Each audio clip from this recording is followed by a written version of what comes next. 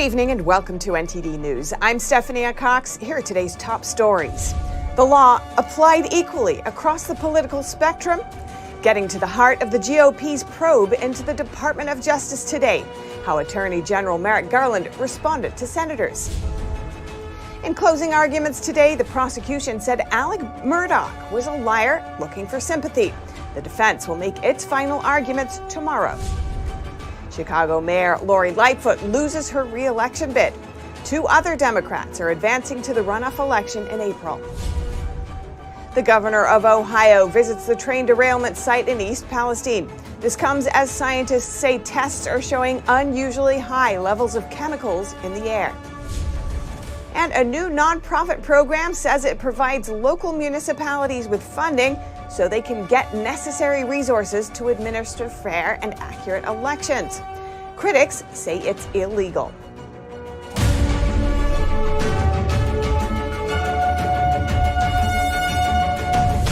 Is the Justice Department applying the law equally? Republican senators grilled Attorney General Merrick Garland today. How did he respond? NTD's Melina Weiskup has more from Capitol Hill. DOJ Attorney General Merrick Garland appearing for the first time during this Congress before the Senate Judiciary Committee. GOP critics accusing Garland of not applying the law equally.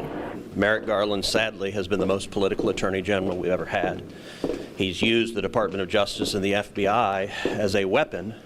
And right after telling me this, Senator Cruz launched a heated exchange with Garland over what appears to be the DOJ's lack of prosecuting people for protesting outside of Supreme Court justices' homes who were opposing the overturn of Roe versus Wade. Here's a look at that exchange. Say no. The answer's no. You know it's no. I know it's no. Everyone in this hearing room knows it's no. You're not willing to answer a question. Have you brought a case under this statute? Yes or no? As far as I know, we haven't, and what we have done is defended the lies of the justices with over 70 U.S. Marshals. How do you decide which criminal statutes the DOJ enforces and which one it doesn't? And the Republicans pointed to a law which states that anyone who tries to influence justices' decisions should be prosecuted. And on this topic, Garland repeatedly responded that the DOJ has to prioritize prosecuting violence. At one point, Garland gave senators updates on their investigation into the January 6th Capitol breach, a point that Senator Cotton seized on to make his point. Related to the January 6th attack on the Capitol, we are disrupting, investigating, and prosecuting violence and threats of violence. You've dedicated millions of man-hours to study videotape, to do forensic analysis of computers and devices, to go knock and conduct interviews. You can't allocate just a few agents to look at people's social media accounts and say they were present outside of a justice's home. And with many Republicans accusing the DOJ of acting with political bias, I asked Democrat Senator Jon Ossoff if he feels that these Republican accusations are warranted. Here's what he said. Do you think it's valid, their argument, or do you think they're just doing this for political purposes? Look, I think every senator has an obligation to their state and to their constituents to raise matters of concern, matters of principle. And Republican senators also honed in on what they characterize as the DOJ's efforts to target parents who speak up at school board meetings. This comes as over here on the House side, Speaker McCarthy just unveiled the Parents' Bill of Rights. The right to know what's being taught in the school and for you to be able to see the reading materials, right? And the Republican-led House will take this bill up where it is expected to easily pass. However, it will face obstacles in the Democrat-controlled Senate. Reporting in Washington, D.C., Melina Weiskup, NTD News. And staying on Capitol Hill, the Senate passed a resolution today to overturn a Biden administration retirement investment rule. The rule would allow retirement plan managers to invest based on ESG considerations. ESG stands for Environmental, Social, and Governance. The retirement funds in question collectively invest $12 trillion on behalf of over 150 million Americans. The funds are supposed to be placed in investments that bring the highest return possible. But critics say the Labor Department's rule would change that, allowing investors to prioritize the ESG agenda over profit. Supporters of the rule argue that it's not a mandate, that it allows but does not require the consideration of ESG factors. The resolution to overturn the ESG rule was authored by Republican Senator Mike Braun. It passed on a vote of 50 to 46, with Democratic Senators Joe Manchin and John Tester voting with Republicans. It was already passed by the House yesterday and will now head to President Biden's desk. The administration, however, has issued a veto threat. And amid mounting questions over the origins of COVID, Congress springs into action to broaden its investigation. And the lab leak theory again gains steam as the FBI speaks out. NTD's Iris Tao has more from the White House. Speculation is soaring after FBI Director Christopher Wray doubled down on a reported assessment by saying that the FBI believes the origin of COVID are most likely a potential lab incident in Wuhan. So here you're talking about a potential leak from a Chinese government-controlled lab that killed millions of Americans. The Tuesday interview follows a report by the Wall Street Journal that says the Energy Department has concluded that the COVID-19 pandemic most likely came from a lab leak in Wuhan, China. And Director Wray called out the Chinese Communist Party for obstructing investigations into the COVID origins. That the Chinese government, seems to me, has been doing its best to try to thwart and obfuscate the work here, and that's unfortunate for everybody. And the White House is getting pressed on the latest revelation from the FBI, but it insists that there still hasn't been a final conclusion. We have seen many different conclusions, right, from the intelligence community. But while the White House highlights the need to find the COVID origin, we need the data. Still notes, our relationship with China has not changed. Meanwhile, House Republicans are kicking off a series of meetings and hearings to dig into the origin of COVID. That's as Senator Ron Johnson calls for bipartisan efforts. We have Senator Marshall, Senator Paul, myself are very interested, as I think the American public is, in the origin of COVID. There should be nothing partisan about this whatsoever. And lawmakers are calling on federal agencies, including the State Department, the Energy Department, and the FBI, to release more information about investigations into the COVID origins. And the House Select Panel on COVID Response is holding another hearing next week, specifically on COVID origins. Reporting from the White House, Iris Tao, NTD News.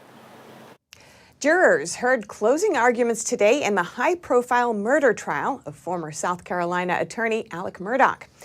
NTD's Arlene Richards reports. On June 7, 2021, Alec Murdaugh's wife and son were found shot to death at a family property in South Carolina. After 19 months of speculation, the disbarred attorney was charged with the crime. The gruesome case has garnered international attention due to the family's legal prominence in the county.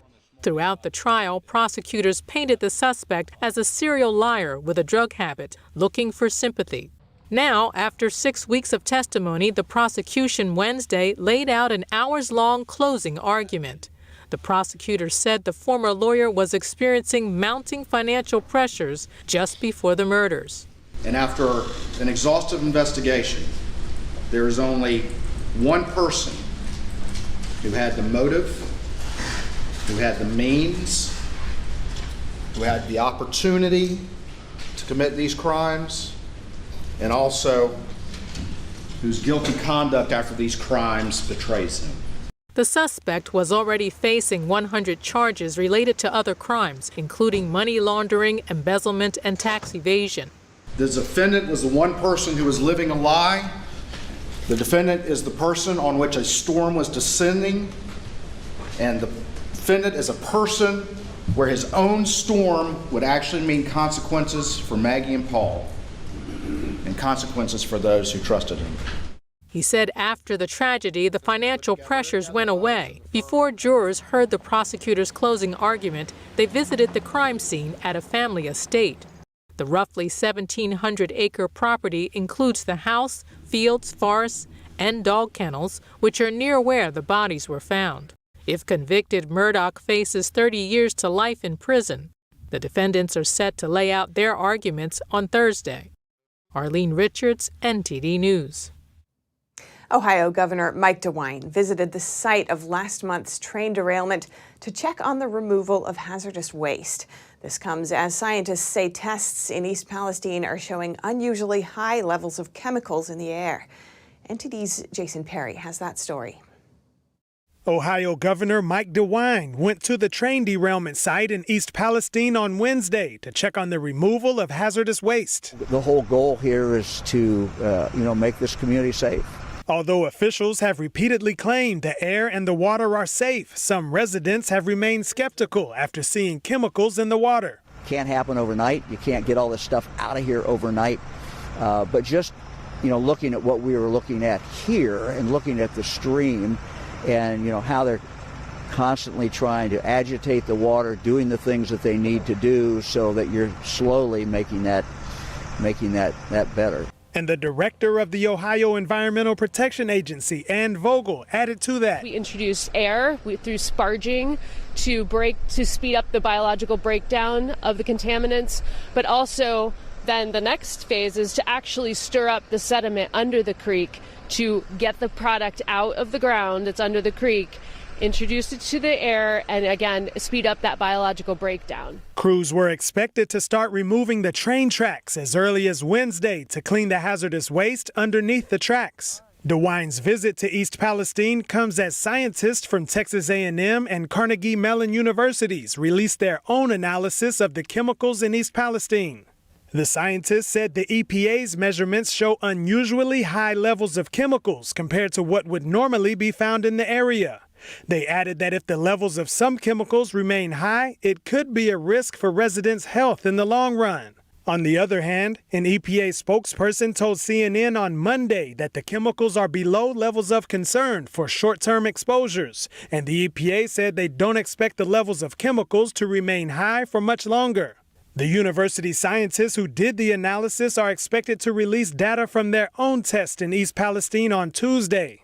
Also, Alan Shaw, the CEO of the train company Norfolk Southern, is set to testify before the United States Senate on March 9th about the train derailment. Jason Perry, NTD News. And another train accident. A train carrying around 30,000 gallons of propane derailed in Florida's Manatee County. It occurred in an industrial area north of Sarasota-Bradenton International Airport on Tuesday. The train consists of 5 rail cars carrying sheetrock and 2 propane tankers. The second of the 2 tankers derailed but managed to stay upright. Officials noted that clearing the tracks may take some time as they have to empty the tanker before they can move it. Reports say roughly 150 feet of track was left mangled. No injuries were reported and no leakage has yet been found. The Tampa Bay Times reports that crews will continue to monitor the situation as cleanup efforts begin, including monitoring the air quality. And the news outlet says the freight train is operated by Florida's Seminole Gulf Railway and was minimally staffed. The exact cause of the derailment is unclear. The fire rescue chief noted that the area may be evacuated when the propane is offloaded due to potential danger. And the mayoral election in Chicago will be heading to a runoff. And incumbent Mayor Lori Lightfoot will not be on the ballot. She lost her re-election bid in a landslide yesterday. With roughly 94% of the votes in, the race for Chicago mayor is set to go to a runoff on April 4th. The 2 candidates advancing to the runoff are Democrats Paul Vallis, who got 34% of the votes, and Brandon Johnson, who got 20%. Democratic Mayor Lori Lightfoot finished in 3rd place with just over 17% of the votes. We were fierce competitors in these last few months, but I will be rooting and praying for our next mayor to deliver for the people of the city for years to come. Lightfoot wrote on Twitter, "Serving as your mayor has been the honor of a lifetime, and I am so grateful to all of you who have stood beside me these last 4 years." Lightfoot is the first mayor of Chicago to lose re-election in 40 years. The election came at a time when crime has been soaring in the city. According to the Chicago Police Department's 2022 year-end report, violent crime in the city rose by over 40% in the past 2 years. In 2021, the city recorded the most killings in a quarter century and more than 3,500 shootings. And crime has been a major focus of the election. Vallis branded himself a law and order candidate and promised during his campaign to be tough on crime.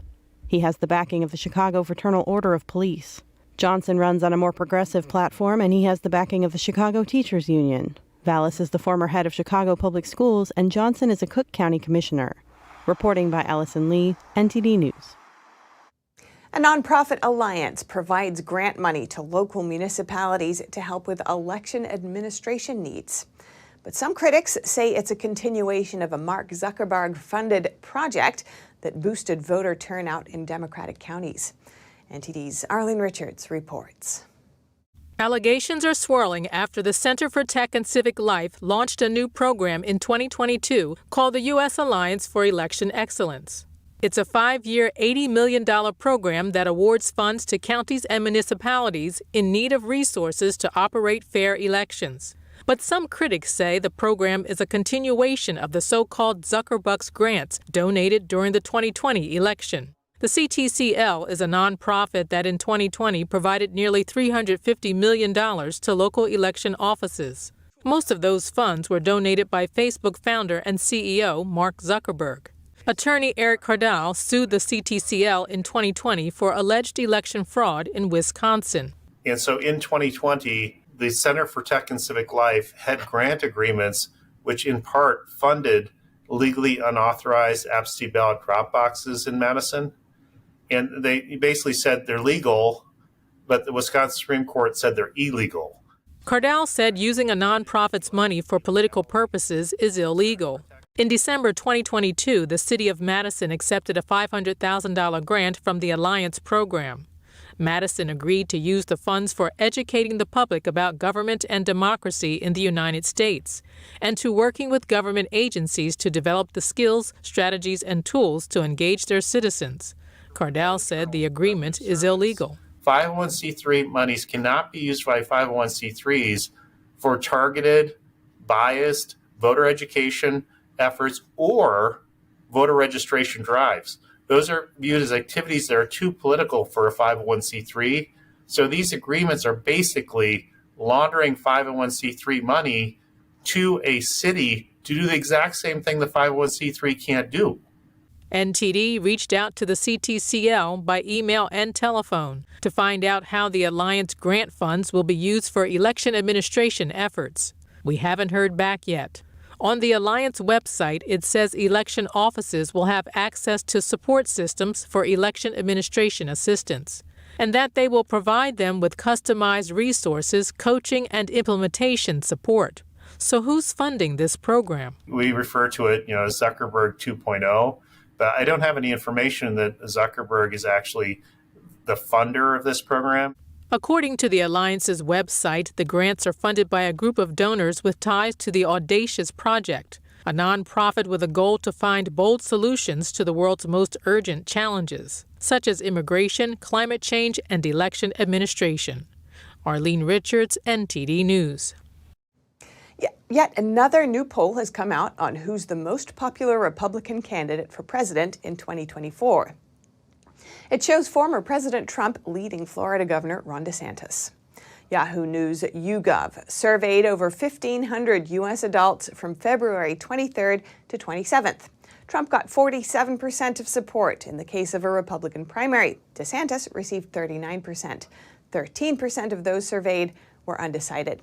The poll didn't have any other Republican candidates. This time is the first time in 3 months that Trump has beaten DeSantis in the Yahoo poll. In the last survey, conducted mid-February, DeSantis came out on top of Trump by 4 points. The latest poll also shows that both Trump and DeSantis lead President Biden by 2 points. Trump officially launched his campaign last November. DeSantis and Biden have not officially announced whether they will run for president. And if you have any news tips or feedback for the show, you can email us at eveningnews@ntd.com. And coming up, dozens of people were killed when a Greek passenger train collided head-on with a freight train. It's the country's deadliest rail crash in living memory. And in Olympic figure skating, a prominent sports lawyer explains how Kamila Valieva's young age is affecting her ongoing doping case. That and more coming up.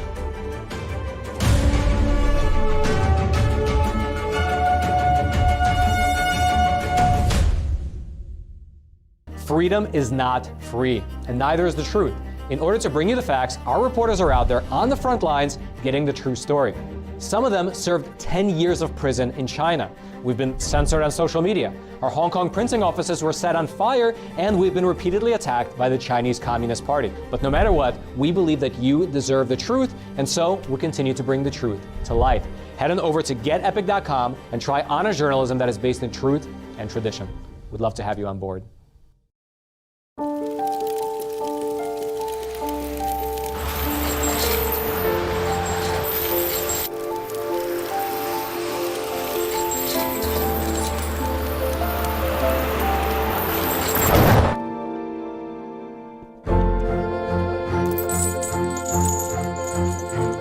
Did you know dragging chains can spark a wildfire?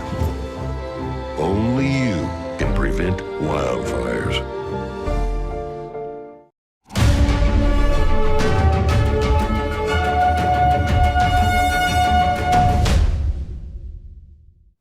Tragedy in Greece. At least 38 people were killed when a passenger train collided head-on with a freight train late yesterday. A local train station master has been arrested over the deadliest train crash to hit Greece in living memory. The man is denying any wrongdoing and has attributed the accident to a possible technical failure, according to government and police sources. The passenger train and a cargo train collided head-on on Tuesday night outside the city of Larissa, killing dozens and wounding more. Many of the victims are thought to be university students on their way back from a long holiday weekend. Fire officials say the death toll is expected to rise further. The passenger train was carrying over 350 people and heading to the city of Thessaloniki on the Aegean coast, according to Hellenic train data. The government has declared 3 days of national mourning, with flags at half-mast. Greece's Prime Minister Kyriakos Mitsotakis visited the crash site on Wednesday.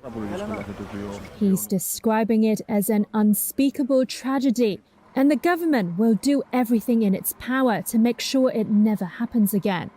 Greece's aging railway system is in need of modernizing, and many trains travel on single tracks. Rail signals and automatic control systems still need to be installed in many areas. Now, over to sports news. Here's NTD's Dave Martin with today's top stories. Thank you, Steph. It's been more than a year since then 15-year-old Russian figure skater Kamila Valieva took the Olympics by storm, becoming the first female to land a quad jump at the Games.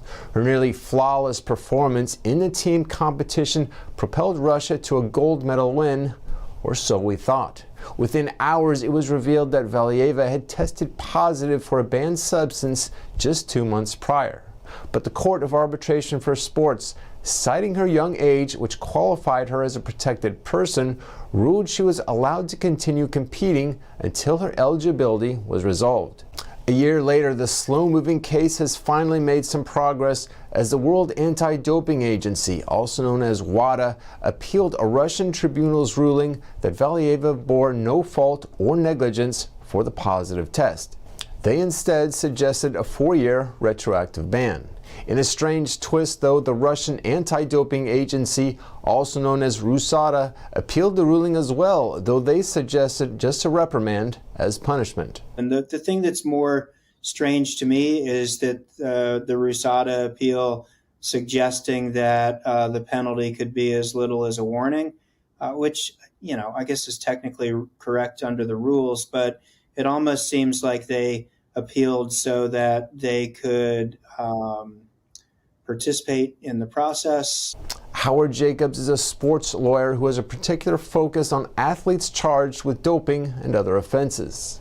Jacobs says in this case, though, he doesn't see the Russian tribunal's ruling of no fault or no negligence holding up. It's unlikely that that will stand at CAS. I think that there is likely to be some period of suspension. Jacobs, who's represented Marion Jones, Maria Sharapova, and others, says what complicates this particular case is Valieva's age. The only thing kind of from a legal perspective that is unusual about the Valieva case is the fact that she's so young. And the WADA code has this provision for protected persons, that they get treated differently in certain respects. Ordinarily you would have to prove where the substance came from in order to be able to get anywhere below 2 years in a case like this. For a protected person, they don't have to show where it came from. Jacob says he ultimately sees a likely suspension coming, though maybe not the 4-year length that WADA is suggesting. And for your sports viewing schedule tonight, the NBA has 9 games planned, including a Phoenix-Charlotte matchup where former MVP Kevin Durant is expected to make his debut as a member of the Suns. And finally, for you hockey fans, the NHL has 6 games on tap featuring the once struggling Colorado Avalanche, who've now won 6 straight games, hosting the New Jersey Devils. And that's it for your sports news today. Steph, back to you. Thanks, Dave. And that's all for today's news. Thanks for tuning in. I'm Stephanie Cox. Good night.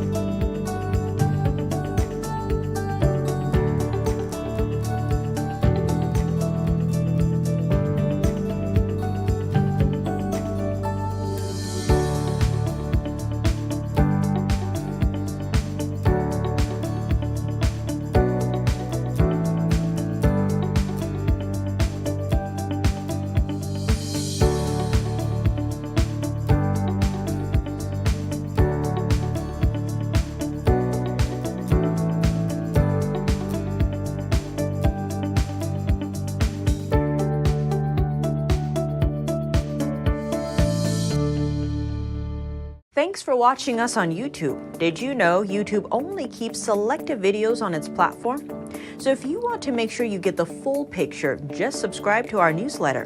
Go to newsletter.ntd.com and sign up. It's free.